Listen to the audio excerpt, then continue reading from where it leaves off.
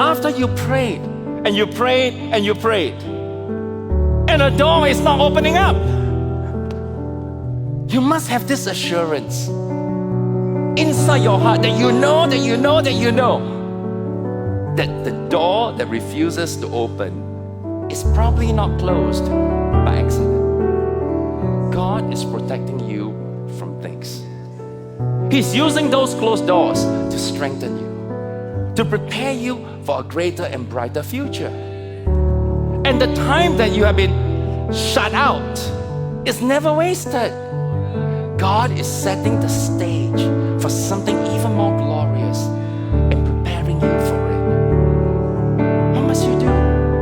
You just stay faithful and devoted to Him. Sometimes you don't know even what to say. You just keep on doing the right thing. Don't complain when it feels unfair. Don't get bitter over people who did you wrong. You learn patience, you learn kindness, you learn goodness, gentleness. You learn to cultivate the fruit of the Holy Spirit within. You keep believing and trusting God for His perfect timing. And then, even when one door is closed, God will open many other doors to bring you into a better and greater blessing. You can trust Him. God will never shortchange you.